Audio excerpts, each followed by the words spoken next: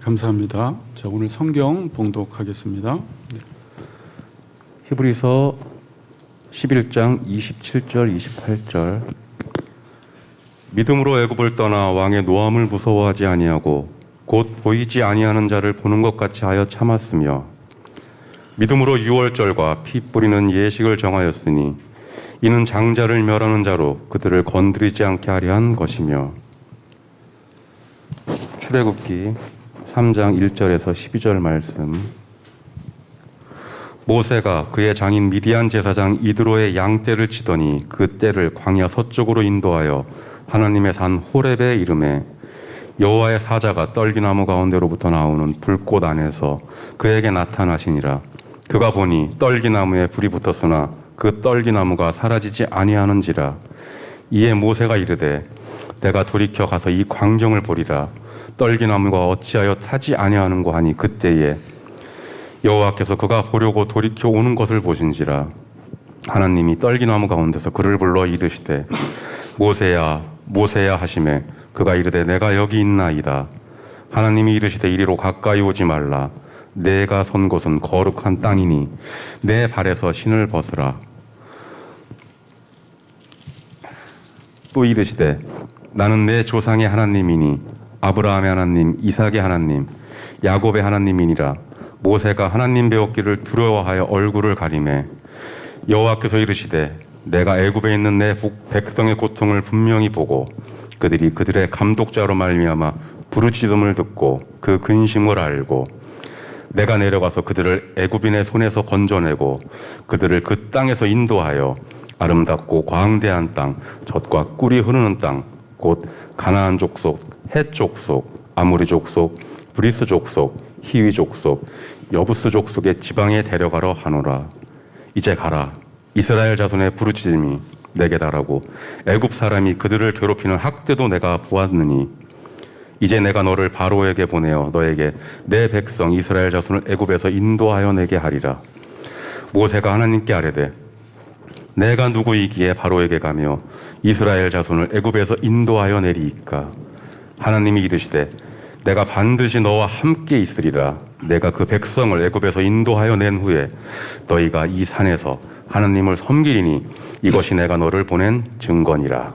아멘. 네, 감사합니다. 자, 오늘은 믿음으로 모세는 네 번째 시간이고 오늘 소제목은 나는 여호와라라는 제목으로 말씀을 전하겠습니다. 같이 옆에 분과 인사합시다. 여호와 하나님을 섬깁시다. 이렇게 인사합시다. 하나님을 잘 섬깁시다. 네.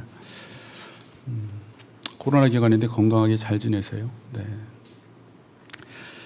자, 오늘은 그 히브리서 11장 27절 28절을 그 설교하기 위한 좀 배경에 관해서 좀 살펴보면서 좀 모세의 부르심에 대해서 특별히 오늘은 좀 살펴보겠습니다. 자, 모세는 지금 40년 동안 바로의 궁에서 살다가 애굽인으로부터 자기 동족이 학대당하는 모습을 보고 애굽인을 쳐 죽였죠. 그로 인해서 미디안 광야로 도주하게 되었습니다. 도주에서 그 우물가에서 십보라라는 여인을 만나서 결혼하게 되었고 자기의 장인 이드로의 양을 치는 삶을 40년 동안 살게 됩니다. 어느 날 호렙산에서 양을 치고 있는데 하나님이 모세에게 나타나셔서 모세를 부르시는 장면이 오늘 출애굽기 3장의 모세의 소명장이라고 할 수가 있습니다. 하나님이 모세를 만나셔서 떨기나무 가운데서 모세를 부르시고 모세에게 주셨던 말씀이 뭐냐면 출애굽기 3장 7절에서 10절 말씀이에요.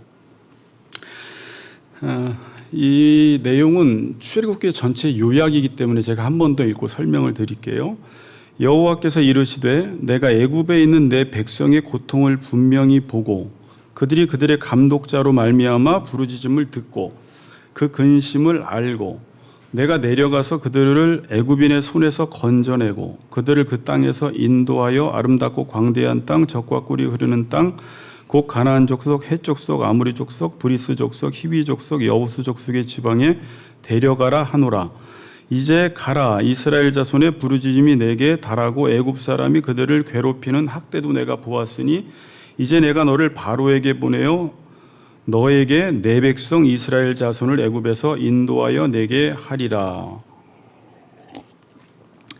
출애굽기 3장 7절에서 8절은 출애굽기 전체 내용을 요약한 구절이에요. 자, 에베소서는 요약한 구절이 몇 절이었죠? 에베소 1장 3절에서 5절이었는데 출애굽기는 3장 7, 8절이 출애굽기 전체 내용을 요약해 주고 있습니다. 한번 잠깐 봅시다. 거기에 동사에다가만 줄을 쳐 보세요. 여호와께서 이르시되 내가 애굽에 있는 내 백성의 고통을 분명히 보고 부르짖음을 듣고 근심을 알고, 이 내용이 이제 출애굽기 1, 2장에 나타나는 내용입니다. 그리고 내가 내려가서, 하나님은 보고 듣고 알면 가만히 계시는 분이 아니라 그 일을 해결하기 위해서 행동하시는 분이신데 직접 내려가신다라고 말씀하는데, 하나님이 친히 이 땅에 내려오시는 게 아니라 하나님의 사람을 부르시고 특별히 모세를 보내셔서 하나님이 하고자 하시는 일을 하시겠다라는 거예요. 그러니까 이 내려간다라는 게 이제 출애굽기 3장부터 11장까지의 내용이에요. 그리고 애굽인의 손에서 건져낸다, 이게 잡아챈다라는 말인데, 이게 출애굽기 12장에 출애굽하는 내용입니다.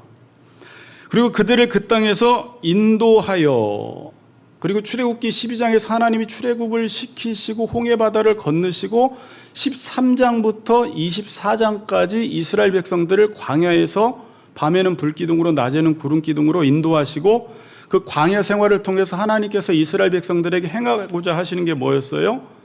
이스라엘 백성들을 훈련시키시면서 사람이 떡으로만 사는 것이 아니라 여호와의 입에서 나오는 말씀으로 산다는 그 한 가지를 알려주기 위해서 하나님이 훈련을 시키는데, 그 인도한다라는 내용이 13장부터 24장까지예요. 그리고 마지막에 가나안 땅, 일곱 족속이 나왔는데 가나안 땅으로 데려간다라고 나와 있잖아요. 그러니까 모세 오경에서 보면 이 데려간다라는 게 가나안 땅이 되는데, 출애굽기에서 보면 이제 25장에서 40장이 돼 버려요. 그러니까 출애굽기 전체를 요약을 했죠. 가나안 땅으로 모세 오경에서 보면 가나안 땅으로 데려가는 것이지만, 출애굽기 25장부터 40장의 내용은 뭐죠? 성전을 건축하는 내용이에요.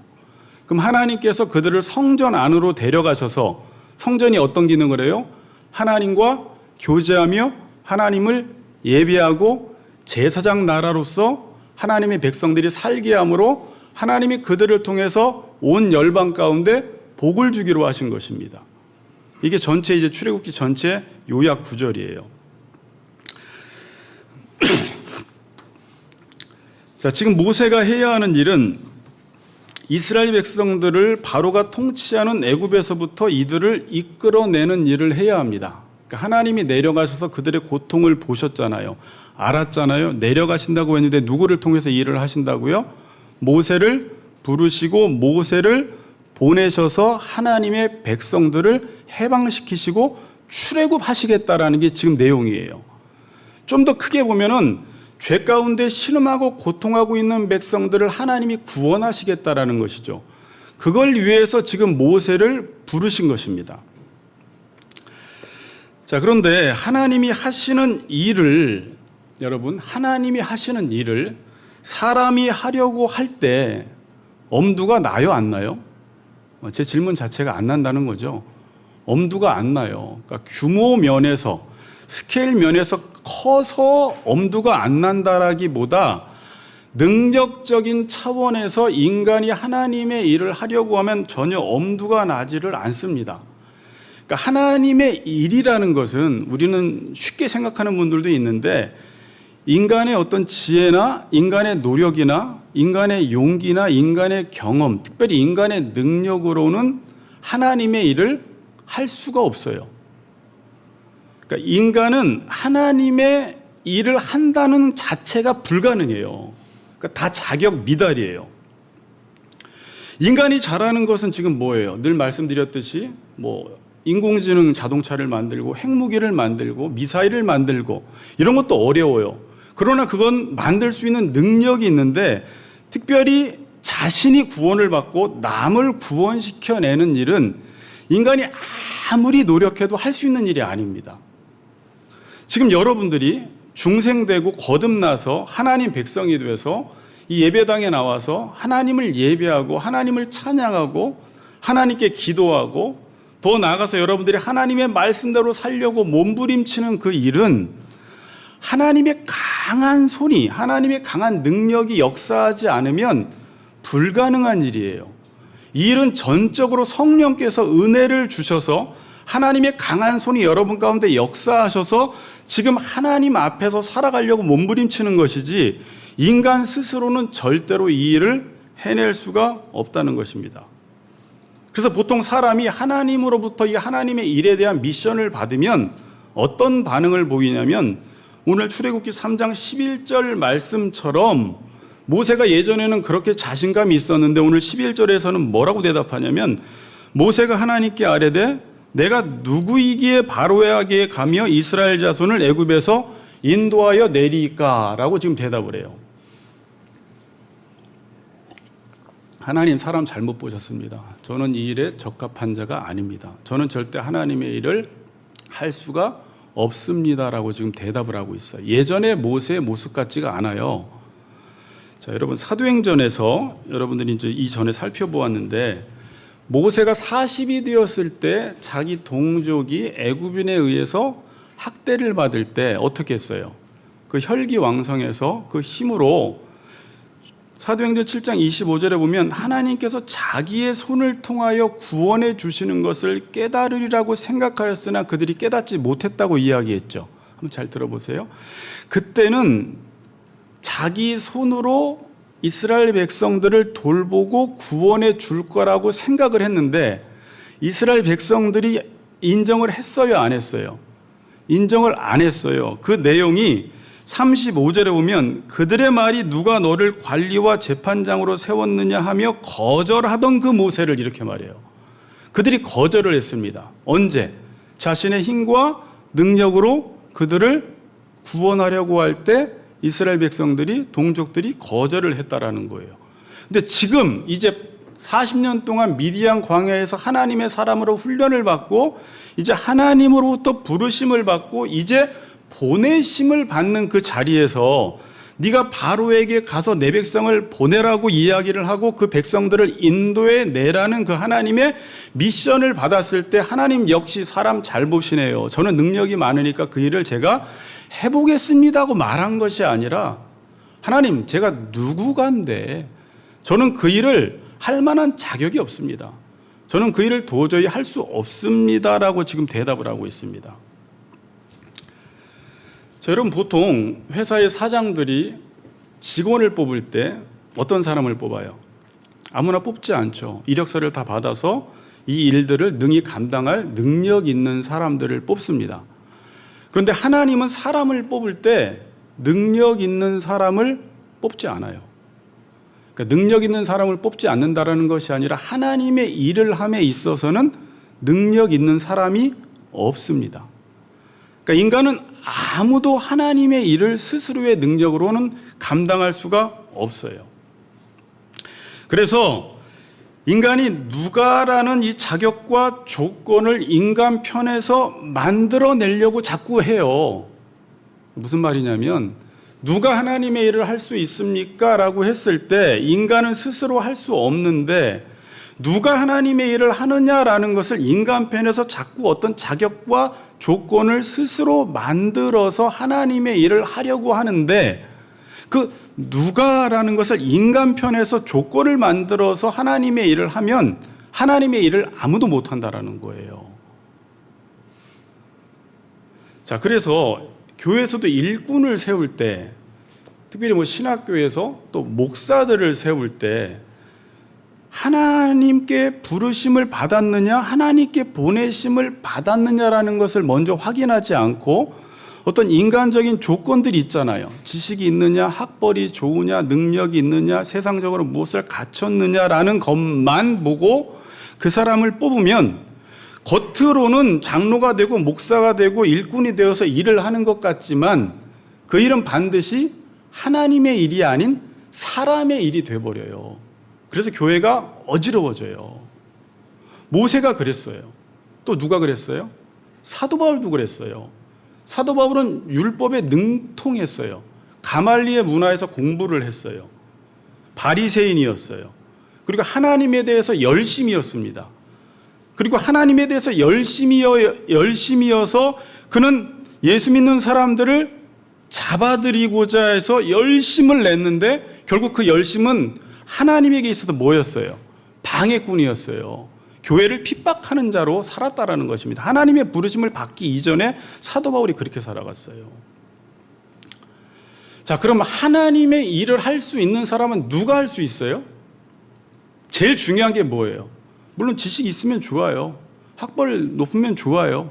능력 있으면 좋아요. 그러나 그것만 가지고는 절대 하나님의 일을 할 수가 없는데 누가 하나님의 일을 할 수가 있어요?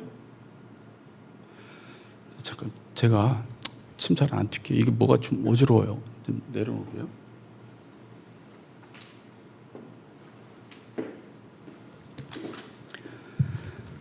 그 사람이 하나님의 부르심을 받았느냐, 또 하나님께 보내심을 받았느냐를 확인하는 게 가장 중요합니다.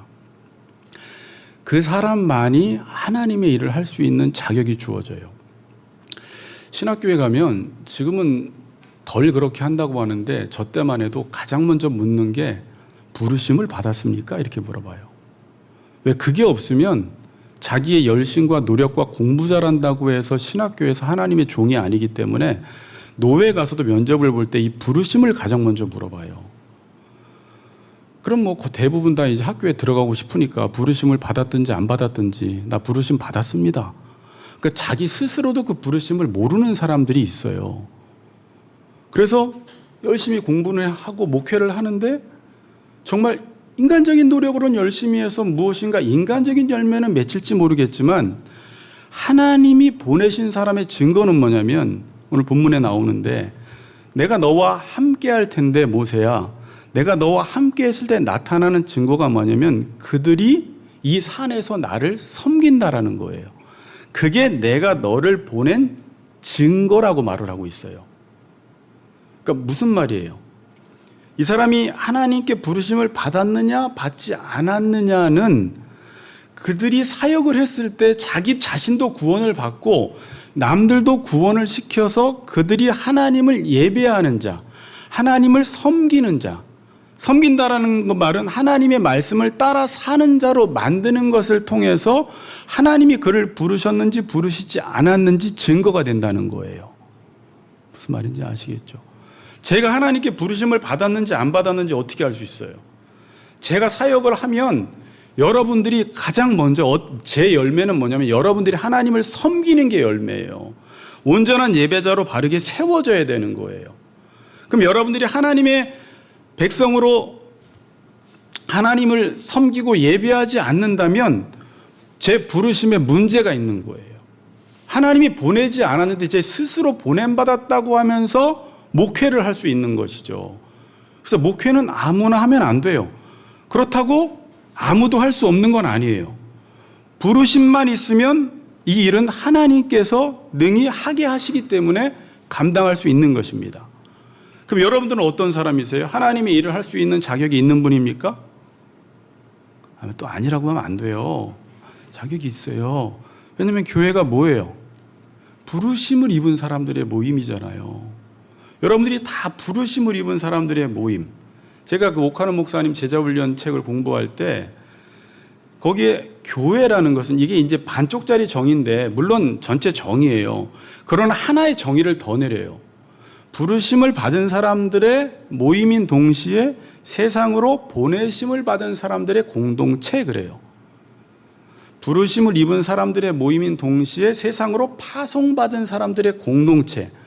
그러니까 사역이라는 것은 그러니까 하나님의 사람들은 부르심만 받아서 나만 잘 사는 게 아니라 반드시 세상으로 파송되어서 주님도 12제자를 보내셨잖아요. 2명씩 짝지어서 보내셨잖아요. 그렇게 함으로 이 땅에 하나님의 나라를 이루는 일을 하는 일꾼이 되는 것입니다. 자, 그래서 여러분들은 부르심을 받은 사람이 아니에요. 부르심을 받았고 세상에 보냄받은 사람들입니다. 그러면 하나님의 일을 할 수가 있어요. 거기서 누군가가 뭐 지식이 있고 없고 학벌이 있고 뭐 없고는 그 자체가 그 능력이 있다고 해서 주의를 하는 것이 아니라 가장 중요한 것은 하나님의 부르심과 보내심이라는 것입니다.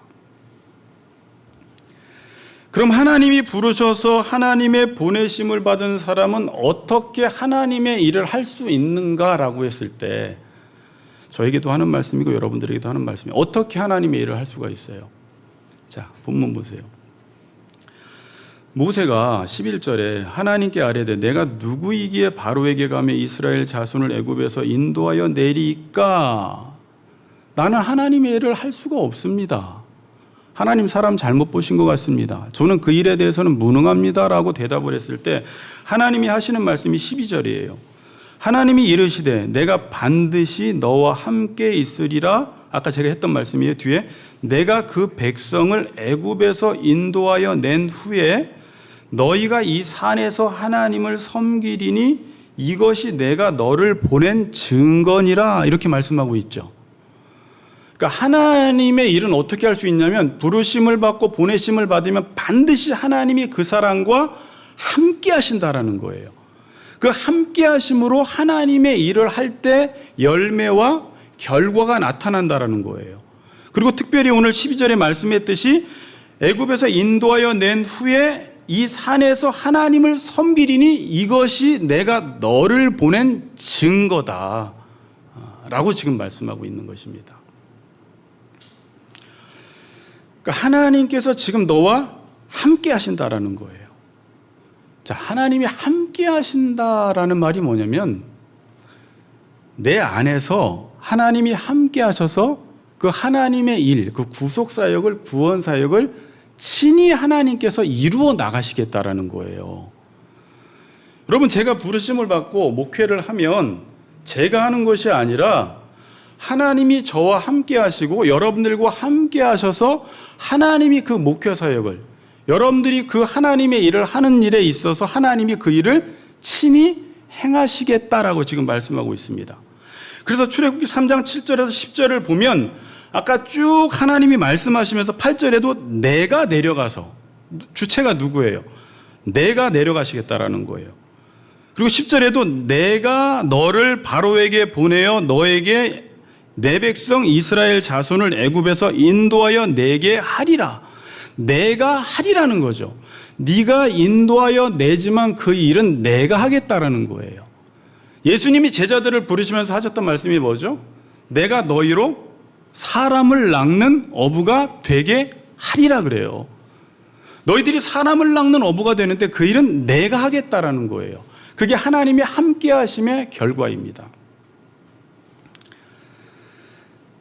자, 하나님의 일을 하면서 그래서 하나님의 종들이 가져야 되는 자세가 뭐냐라고 했을 때는 어떤 일이 주어졌을 때, 여러분들에게 하나님의 일에 미션이 주어졌을 때 내 능력을 고려해서 내 조건을 고려해서 이걸 한다 못한다 하면 그건 불신앙이에요. 그러니까 내가 하나님의 사람이면 하나님이 나와 함께 하셔서 능히 이 일을 하나님이 하시겠구나라는 믿음을 가지고 그 일을 행하라는 것입니다. 아멘.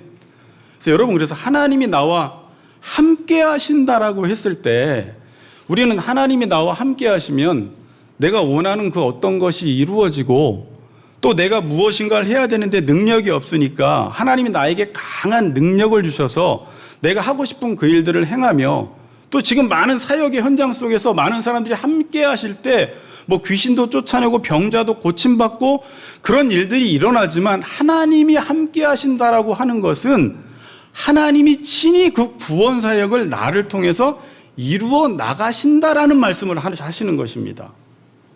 여러분 가운데 영어 선생님이 함께 하신다라는 말은 뭐예요? 나에게 영어를 가르쳐 주신다는 말이죠. 그럼 하나님이 나와 함께 하신다라는 것은 내가 원하는 모든 것들을 이루어 주신다라는 말이 아니라 하나님의 이 구속 사역을 나를 통해서 이루어 가신다라는 거예요. 자, 그래서 이 스토리를 보세요. 무슨 소리예요? 네.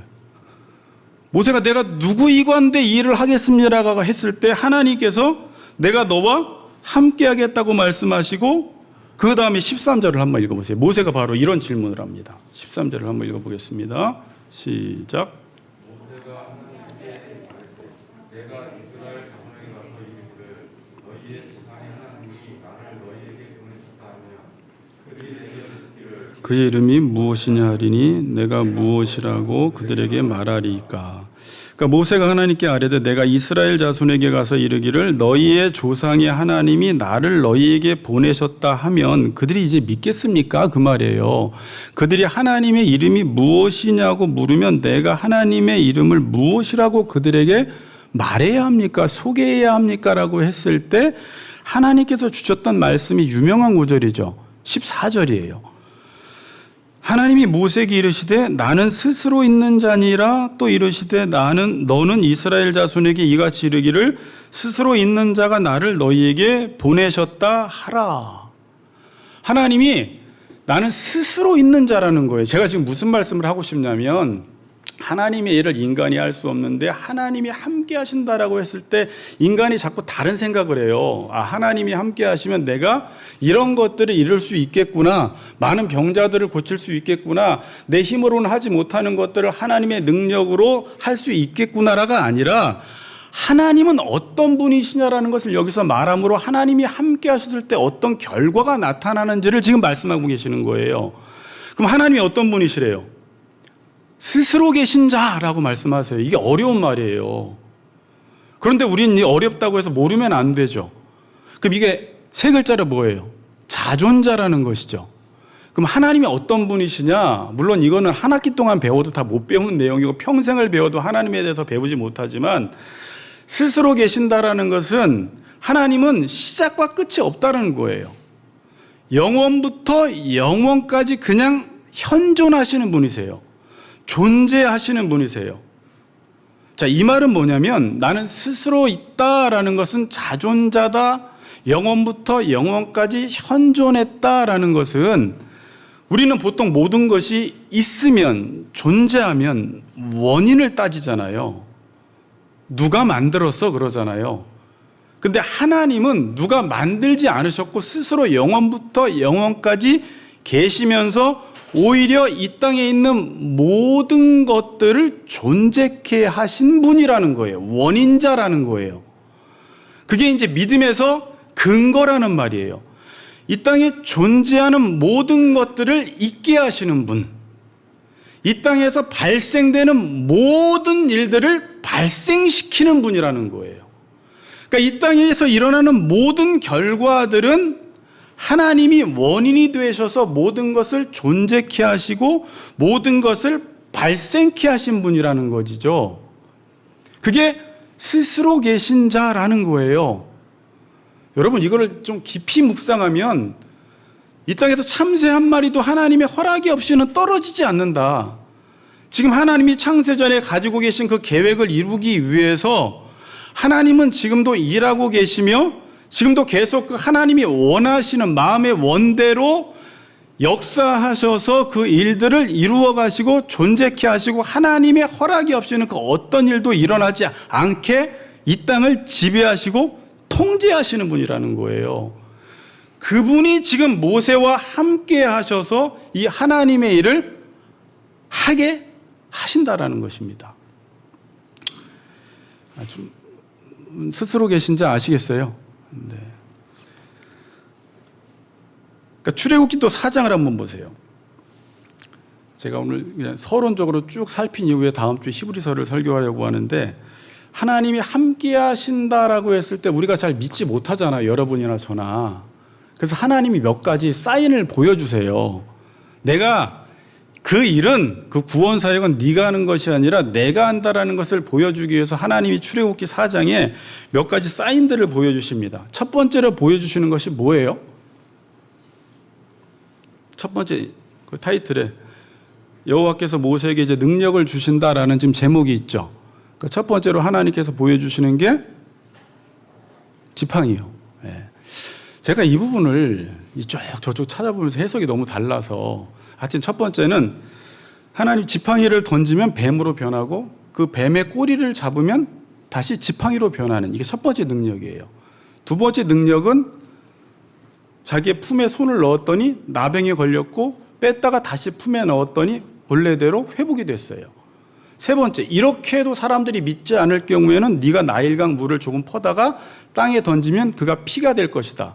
이게 어쨌든 하나님이 주신 첫 번째 능력인데 이 뱀이라는 것은 또 이 지팡이는 모세가 계속 평생 지도자로서 가지고 다녔던 것 아닙니까? 그러니까 애굽 시대의 뱀은 권세와 권력을 상징했어요. 권세와 권력을 상징했는데 하나님께서 너에게 모든 권세와 권력을 주셨다라는 거예요. 자, 보통 뱀이라는 것을 여러분 꼬리를 잡으면 돼요, 안 돼요? 꼬리를 잡으면 뱀이 물어버려요. 뱀을 잡을 때는 머리를 잡아야 돼요. 그러나 네가 하나님의 명령에 순종하고 그 애굽의 권세와 권력을 두려워하지 말고 꼬리를 잡는다 할지라도 너는 죽지 않는다라는 거예요. 그러니까 애굽의 권세보다 하나님의 권세가 위에 있다라는 것을 지금 알려주시는 거예요. 그리고 지금 이스라엘 백성들이 마치 죄인, 나병에 걸린 사람처럼 신음하고 고통하고 있는데 네가 그들을 온전히 회복시키겠다라는 말씀을 지금 하고 계시는 것입니다. 그래도 듣지 않으면 나일 강물을 퍼다가 땅에 던지면 피로 변한다라고 이야기하십니다. 그럼 나일 강물이 그때 뭐라고 했어요? 애굽의 젖줄이 애굽의 생명줄이에요. 애굽 사람들이 의지하는 신이에요. 우상이에요. 근데 그를 피로 만들어 버린다라는 것은 하나님이 그를 죽이신다라는 거예요. 모든 게 다 하나님의 통제 아래에 있고 내가 이럴 능력을 너에게 줄 테니까 너는 걱정하지 말라는 거예요. 그 다음에 주신 게 뭐냐면 할 말을 가르쳐 주신다고 말씀합니다. 4장 12절 보세요. 이제 가라. 내가 내 입과 함께 있어서 할 말을 가르치리라. 세 번째는 뭐예요? 행할 일을 가르쳐 주신대요. 자, 15절 한번 읽어보세요. 15절 시작.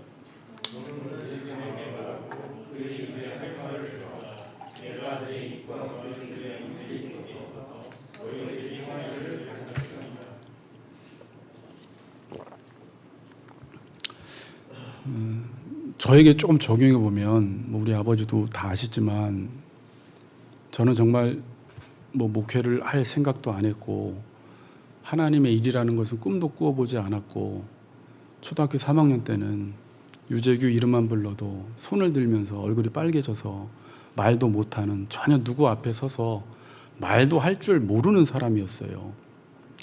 처음 하나님이 저를 부르시고 사역의 현장에 나갔는데 하나님이 저를 긍휼히 여기셔서 그랬는지 하나님이 말씀을 전하고 설교를 할 때마다 아이들이 변화되는 너무나 빠른 속도로 변화됐어요. 저는 늘 사역이 그런 줄 알았어요. 그런데 지금 생각해 봤더니 하나님이 내가 너와 함께해서 이 일을 할 테니까 너 걱정하지 말고 하나님의 일을 하라는 어떤 하나님의 격려로 지금은 해석이 되더라고요. 그래서 제가 말하는 게 아니라 말할 땐 분명히 하나님께서 할 말들을 주시고 생각나게 해주시고 할 일들을 가르쳐 주시고 특별히 하나님께서 이 모든 일들을 내 안에서 이게 내가 하는 것이 아니라 하나님께서 나를 통해서 지금 하나님의 일을 하심으로 인간으로서는 도저히 할 수 없는 사람들을 변화시키는 일을 하나님이 하신다라는 것을 분명히 알 수가 있어요. 여러분들도 부르심을 받았다면 여러분 아무거나 순종하지 말고 저도 여러분들에게 아무거나 일 시키고 싶지 않고요. 정말 이게 교회 일이고 하나님이 기뻐하시는 일이고 힘들더라도 이게 정말 하나님 나라를 위한 일이라면 여러분들이 그 일에 이게 정말 성경에서 검증된 것이고 하나님이 우리에게 시키시는 일이고 원하시는 일이라면 그 일을 행할 때 가르쳐 보는 일을 한번 해볼 때 사람을 양육해 보는 일을 한번 해볼 때 선교하라고 하면 선교를 할 때 특별히 선교 현장에서는 하나님이 너무 기뻐하시기 때문에 그 일들을 하나님께서 얼마나 기가 막히게 진행해 나가시는지를 우리가 분명히 보게 되고 여러분들이 하나님이 시키시는 어떤 가르침과 양육의 사역과 사람들을 돌보는 일을 할 때 하나님께서 모든 상황들을 조정하셔서 그 일들을 이게 내가 하는 게 아니라 하나님이 친히 이 일을 행해 나가시구나라는 것을 우리가 분명히 알 수가 있어요. 요즘 이 시대에 목회자도 마찬가지고 성도들도 마찬가지고 그냥 하나님의 일 그러면 교회 가서 내가 성가대 할까? 무슨 봉사할까? 내년에는 뭐 맡을까? 물론 그것도 봉사이지만 그건 시키건 안 시키건 여러분들은 어쨌든 하나님의 사람이에요. 이제는 오도 가도 못해요. 그래서 여러분들이 사는 길은 하나님이 보내시는 곳에 가서 여러분들에게 맡겨진 일을 해나갈 때 이 땅에서 그 하나님의 능력, 자존하신 하나님을 경험하며 살아갈 수 있는 특권이 여러분들에게 있다라는 것이에요. 분명히 그걸 경험합니다. 하나님의 일에 순종하지 않는 사람들은 당연히 하나님의 일을 경험하지 못해요. 그리고 인간 스스로 하나님이 함께 하시지 않아도 자기의 능력과 자신의 열심으로 얼마든지 하나님의 일처럼 만들어 나갈 수도 있습니다. 모든 것들을 위조품으로. 교회도 마찬가지예요. 그러나 문제는 그 가운데 하나님이 함께 하시는 역사가 없어서 아까 뭐라고 했어요? 성도들이, 여러분들이 가르치는 아이들이 예배자가 되질 않아요. 머리수는 채워졌고 사람은 많다 할지라도 그들이 하나님을 섬길 줄 모르는 사람이 되어버려요. 그러니까 하나님이 함께 하실 때 나타나는 특징이 뭐냐면 하나님을 예배하고 하나님을 섬긴다라는 거예요. 여러분, 출애굽기의 결론이 뭔지 아세요? 미리 말하면 안 되는데 하나님이 여호와시라는 거예요. 여호와. 스스로 계신 자인데 하나님이 여호와라는 것을 이 백성들에게 알리심으로 하나님께서 원하시는 게 뭐냐면 이 백성이 나를 섬기는 거예요. 바로에게 가서 내 백성이 나를 섬길 수 있도록 내보내라고 네가 바로에게 말하라는 것입니다. 그래서 출애굽기는 이 백성들이 제사장 나라가 되며 하나님을 섬기는 민족으로 하나님이 만들어 나가시겠다라는 것이에요. 결국은. 그래도 믿지 못할까 봐 하나님께서 모세에게 이렇게 말씀하세요. 출애굽기 4장 11절 보세요. 계속 입이 둔하다고 하고 입이 뻣뻣하다고 하고 나는 하나님의 말을 할 줄 모른다고 이야기하니까, 하나님의 말씀을 전하지 못한다고 이야기하니까 4장 11절에 여호와께서 이렇게 말씀하세요. 여호와께서 그에게 이르시되 누가 사람의 입을 지었느냐? 누가 말 못하는 자나 못 듣는 자나 눈 밝은 자나 맹인이 되게 하였느냐? 나 여호와가 아니냐? 하나님이 몰라서 묻는 것입니까? 누가 사람의 입을 지었느냐? 내가 지었다라는 거예요. 귀도 내가 만들었다라는 거예요. 눈도 하나님이 만드셨다라는 거예요. 그럼 무슨 말이에요? 모든 것들이 하나님의 통제 아래에 있다라는 것이고, 네가 나 말 못합니다. 내가 너에게 말할 수 있는 능력을 주면 너는 말할 수 있고, 나 하나님의 일을 행하지 못합니다 라고 말하는데 하나님이 그 일을 행할 수 있도록 능력을 주시면 그 일을 능히 행할 수 있다라는 거예요. 여러분, 그래서 하나님이 나와 함께 하시면요, 제 경험인데 보는 게 달라져요. 일단 눈이 열려요. 세상을 보는 눈이 열리고 사람을 보는 눈이 달라져요. 그리고 듣는 게 달라져요. 하나님의 말씀을 들을 수 있는 힘이 있어요. 그리고 사람들을 내가 구원해내는 건 아니지만 그냥 하나님이 하라는 대로 말씀을 전하면 그냥 이 말씀을 통해서 사람들이 하나님을 만나고 변화되고 하나님의 사람으로 세워지는 것들을 분명히 보게 된다라는 것입니다. 우린 사역의 현장에서 이것들을 봐야 돼요. 무조건 열심히 막 교회를 나오는 게 아니라 이 일들을 하나님이 하시겠다라고 지금 친히 말씀하고 계세요. 그래서 우리가 하나님의 일을 할 때 우리에게 필요한 자세는 하나님을 믿는 거예요. 믿는 거. 하나님이 하시는 일을 믿는 거예요. 왜? 무조건 믿는 게 아니에요. 하나님이 나와 함께 하신다고 약속하셨기 때문에. 그리고 이 일을 하나님이 친히 하신다고 말씀하셨기 때문에. 여러분, 그래서 하나님이 나와 함께 하시면 어떤 현상이 일어나냐면 우리는 보통 내 능력과 하나님의 능력이 이 콜라보를 이루어서 이 능력이 배가 되어서 더 놀라운 능력이 나타날 줄 아는데 그렇지 않습니다. 하나님이 함께 하시면, 하나님의 능력이 함께하면 내 능력은 죽어져야 돼요. 제가 목회 초창기에는 이 맛을 잘 못 보다가 요즘 이제 이걸 느끼는 것 같아요. 그러니까 정말 이제 하나님의 사람으로 되어가는 과정 속에서 하나님의 능력이 함께할 때 인간의 능력으로 그 일을 하면 이 하나님의 능력이 마치 자기 능력인 줄 알아요. 그래서 정말 여러분이나 제 가운데 하나님이 함께 하실 때, 하나님의 능력이 역사할 때 여러분의 능력이 점점 죽어지는 현상이 일어나요. 그리고 하나님의 살아계심이 내 삶 속에서 드러나야 되잖아요. 그러면 나는 점점 죽어지는 현상이 일어나요. 근데 이게 힘들어요. 그럼 마치 내가 죽어지고 내가 능력이 없으면 하나님의 일을 못할 것처럼 생각을 하는데 하나님은 그렇게 되기를 원하시는 거예요. 모세가 내 손으로 이 백성을 구원하겠다고 할 때는 그 히브리 민족들이 모세를 거절하지만 하나님, 저는 40년 동안 미디안 광야에서 하나님의 사람으로 훈련받고 자기의 정체를 하나님 앞에서 분명히 깨닫고 하나님의 일을 하려고 할 때 하나님, 나는 도저히 하나님의 일을 할 수 있는 자격과 조건이 되지 않습니다라고 이야기했을 때 하나님이 그와 함께 하심으로 그 질그릇 같은 인간을 통해서 그 안에 보배를 넣어서 이 일은 내가 하는 게 아니라 주님의 능력이 내 안에서 역사하시는구나라는 것을 분명히 알게 만들어요. 그때 놀라운 하나님의 열매들이 나타나기 시작해요.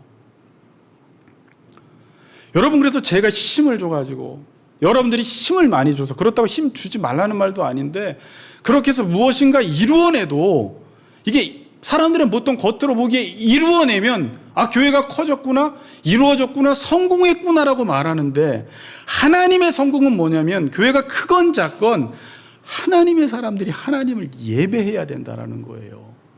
그 예배하는 자들이 열매로 나타나지 않는 사역은 다 불법이에요. 그냥 사람만 많아진 거예요.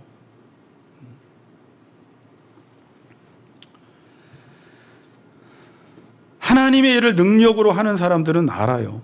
이 모든 일들은 자신의 능력이 아니라 하나님이 내 안에서 일하셨구나라는 것을 분명히 알게 된다는 것입니다. 자, 이렇게 모세가 하나님의 부르심을 받고 이스라엘 백성들을 애굽에서 출애굽시키기 위해서 바로에게 갑니다. 이제 5장의 내용이에요. 자, 5장을 한번 보세요. 5장 1절에 보니까 여러분 보세요. 내 백성을 보내라 라고 하나님 명령에 순종해서 요청을 바로에게 명령을 합니다. 이에 대해서 바로가 이스라엘 백성들을 순순히 보내줘요? 보내주지 않습니다. 2절에 보세요. 바로가 이르되 여호와가 누구이기에 내가 그의 목소리를 듣고 이스라엘을 보내겠느냐? 나는 여호와를 알지 못하니 이스라엘을 보내지 아니하리라. 뭐라고 합니까? 여호와가 누군데 내가 이스라엘을 보내냐라는 거예요. 나는 여호와를 알지 못하니 이스라엘을 보내지 않겠다라는 거예요. 자, 여기서 모세는 하나님의 명령대로 바로에게 가서 내 백성을 보내라 라고 해서 내 백성을 보내라 라고 했어요. 그럼 모세의 생각은 뭐였어요?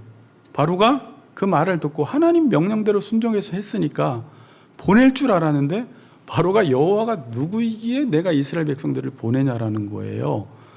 그러면서 오히려 바로가 어떻게 하냐면, 얘네들이 보니까 게으르네, 지금 시간이 많으니까 딴 생각하고 있나라고 하면서 오히려 그들에게 더 가혹한 노동을 시켜버려요. 학대를 해버립니다. 하나님 명령에 순종해서 그 일을 했는데. 그러니까 5장에 보세요. 22절에 모세가 뭐라고 합니까? 모세가 여호와께 돌아와서 아뢰되 주여 어찌하여 이 백성이 학대를 당하게 하였나이까? 어찌하여 나를 보내셨나이까?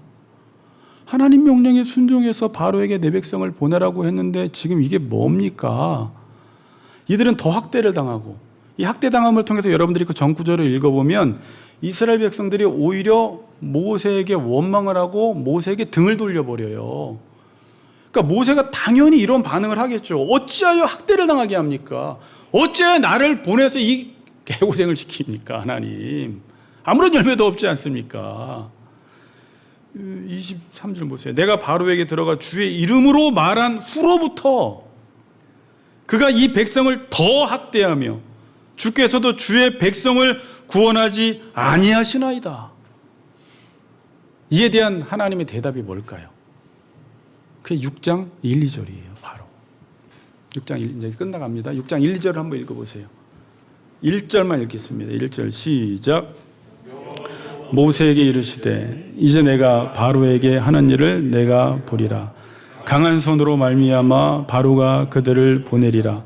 강한 손으로 말미암아 바로가 그들을 그 땅에서 쫓아내리라. 여호와께서 모세에게 이르시되 내가 바로에게 하는 일을 내가 보리라. 뭐라고요? 강한 손으로 말미암아. 이 말이 스데반의 설교에서 언제 나왔죠? 35절에 7장. 자기 손으로 구원하라고 할 때는 안 됐는데 하나님이 떨기나무 가운데 모세를 부르신 이후에 천사의 손으로 하나님이 역사하셔서 그를 감독자와 속량하는 자로 세우셨다. 하나님의 능력의 손이 그와 함께 했을 때 그가 관리자가 되고 속량할 수가 있었다라고 스데반이, 저는 제가 이 본문을 비교하면서 보면서 스데반의 설교가 얼마나 압축되어 있는지 몰라요. 우리가 해석하지 못하는 부분을 스데반이 다 해석해 주고 있어요. 그럼 이 일은 지금 안 되고 있는 건가요? 하나님 백성이 하나님 말씀에 순종해서 그대로 바로에게 가서 내 백성을 보내라고 했을 때 현상적인 모습으로 보았을 땐 그게 이루어지지 않는 것 같고 백성들은 더 학대를 당하고 하나님이 나를 왜 보내셔서 이렇게 고생을 시킵니까? 라고 하나님께 원망하니 원망을 지금 하고 있는데, 하나님이 거기서 하시는 말씀은 내가 강한 손으로 말미암아 바로를 그들에게 보내고 강한 손으로 말미암아 그들을 그 땅에서 쫓아내리라 그랬어요. 누가? 바로가 능동적으로 이스라엘 백성들 보고 가라라고 이제 할 거라는 거예요. 언제? 하나님이 강한 손으로 역사하신다라는 거예요. 그럼 인간이 하나님 명령에 순종하면 열매가 안 맺히는 것인가요? 아니에요. 그 일을 너는 순종만 하면, 하나님의 명령대로만 하면 하나님의 강한 손이 나타나서, 능력의 손이 나타나서 이 일을 하나님이 친히 하시겠다라는 것입니다. 그리고 나서 출애굽기에 발생한 게 뭐예요? 10가지 재앙이 나타난 거예요. 하나님이 그 당시에 애굽의 우상들과 애굽이 섬기고 있던 모든 신들을 다 쳐버리시는 것입니다. 그러면서 하나님이 원하셨던 거 뭐예요? 이 땅에 하나님은 없다라는 거예요. 그러니까 이 땅에 다른 신은 없다는 거예요. 오직 하나님은 여호와 하나님밖에 계시지 않는다라는 것을, 하나님의 강한 손이 모든 애굽인들이 의지하는 신들을 다 쳐버리심으로, 우상을 쳐버리심으로 하나님이 여호와시요 여호와가 하나님이심을 드러내고 있습니다. 그래서 6장 2절부터는 또 하나님이 모세를 부르시다, 3장에서 부르셨는데 이 타이틀이 또 뭐냐면 하나님이 모세를 부르시는데 새로운 부르심이에요. 자, 이 내용을 현규 집사님 한번 띄워주세요. 2절부터 8절입니다. 자, 한번 띄워주세요. 여러분들 다시 한번 제가 읽어드릴게요. 한번 눈으로 보세요. 자, 하나님이 이때 내가 강한 손으로 말미암아 바로를 그들에게 보내리라고 말씀하신 이후에 2절에 하나님이 모세에게 말씀하여 이르시되 나는 여호와니라. 자, 보세요. 이제 여호와라는 말이 출애굽기 계속 나와요. 내가 아브라함과 이삭과 야곱에게 전능한 하나님으로 나타났으나 나의 이름을 여호와로는 그들에게 알리지 아니하였고 가나안 땅 곧 그들이 거류하는 땅을 그들에게 주기로 그들과 언약하였더니 이제 애굽 사람이 종으로 삼는 이스라엘 자손의 신음소리를 내가 듣고 나의 언약을 기억하노라. 그러므로 이스라엘 자손에게 말하기를 나는 여호와라. 내가 애굽 사람의 무거운 짐 밑에서 너희를 빼내며 그들의 노역으로 너희를 건지며 편팔과 여러 큰 심판들로서 너희를 속량하여 너희를 내 백성으로 삼고 나는 너희의 하나님이 되리니 나는 애굽 사람의 무거운 짐 밑에서 너희를 빼낸 너희의 하나님 여호와인 줄 너희가 알리라. 내가 아브라함과 이삭과 야곱에게 주기로 맹세한 땅으로 너희를 인도하고 그 땅을 너희에게 주어 기업으로 삼게 하리라. 나는 여호와라 하셨다 하라. 자, 이 구조를 잠깐만 보시고 집에서 한 번 더 보세요. 이 앞에 한번 보세요. 이게 2절에서 6장 2절에서 8절까지의 구조예요. 이게 이제 카이즘 구조라고 해요. 교차 대꾸법이라고 해서 성경이 이렇게 구조가 우연히 쓰여진 게 아니에요. 제일 위에 나는 여호와라. A 다시 나는 여호와라. 내가 아브라함과 이삭과 야곱에게 나타났다. B 다시 내가 아브라함과 이삭과 야곱에게 주기로 맹세했다. C 그러므로 이스라엘 나는 여호와라. C 나는 하나님 여호와인 줄. D 내가 너희를 빼내어 건지며 구속하겠고 나는 너희를 빼낸 여호와. M이 이제 핵심이잖아요. 그러니까 이게 뭐예요? 내가 여호와로 일함으로 M 7절 내가 너희로 내 백성을 삼고 나는 너희의 하나님이 되겠다라는 게 출애굽기 전체 핵심 아닙니까? 이게 에레미야에서도 보았던 새 언약 내용이 아니에요? 내가 여호와가 되어서 이 땅에 신은 없고 하나님만이 여호와시고 여호와만이 하나님이 되셔서 내가 너희 하나님이 되고 너희는 내 백성이 되어서 여호와를 너희들이 섬기도록 하나님이 만드시겠다라는 거예요.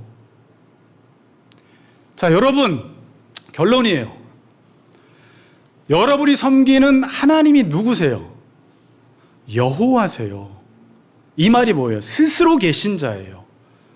아는 내용 다시 한번 말씀드립니다. 이 땅에 있는 모든 존재하는 것은 하나님이 원인자가 되셔서 존재하게 하셨고, 지금 여러분 삶 가운데 발생되는 모든 일들도 하나님의 허락이 없이는 발생되지 않아요.